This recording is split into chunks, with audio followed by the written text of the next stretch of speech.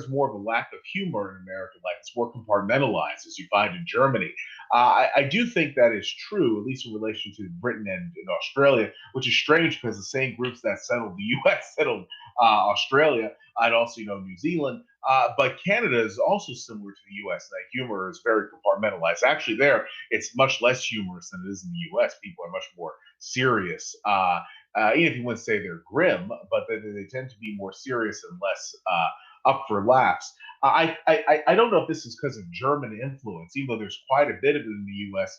In the plains, in the Midwest, where a lot of Germans moved to, and also in Pennsylvania.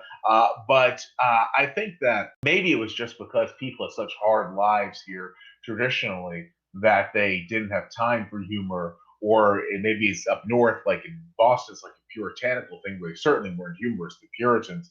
But whatever the case, there is in American life certainly a uh, a lack of having a good time, which finds its way onto the left and the right. Like look at wokeism, which even though its roots go out of the U.S., it is rather a distinctively American development or United Statesian development, I should say. There's nothing to do with, say, Latin America or the Caribbean, but it has a humorless quality that's very similar to, say, the religious right, what it used to promote in America.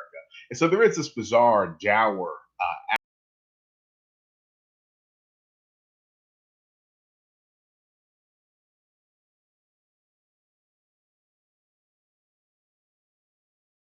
Yeah, I think people have a need for excitement. That if people don't have a normal level of healthy human connection, then they're probably going to substitute excitement. I mean, that's my story. I did not grow up a happy kid, and so I would seize on various things to get excited about. And so I've been a perennial enthusiast throughout my life. I'm always getting enthusiastic about some new thing. I'm a bit of an intellectual gigolo. I fall in love with every beautiful idea that comes along, but ultimately stay loyal to none. So as a kid, I got very excited about becoming a Christian missionary. Then I got very excited about American politics. And then I got very excited about professional sports. Then I got very excited about becoming a journalist. Then, I keep getting excited about things.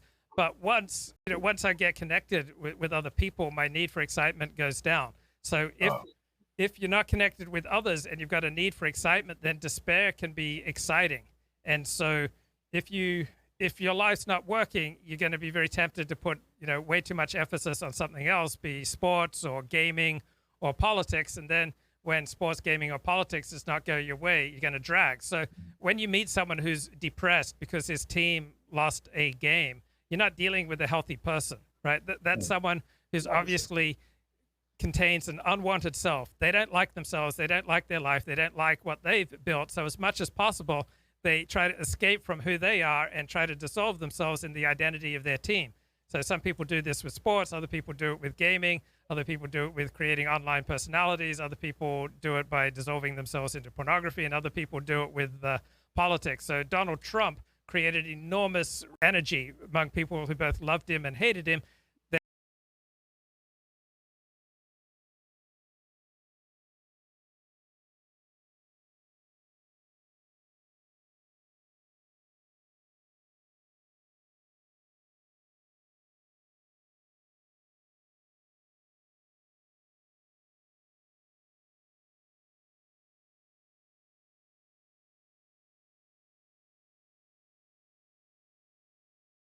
People for whom the reality is the enemy to be debunked.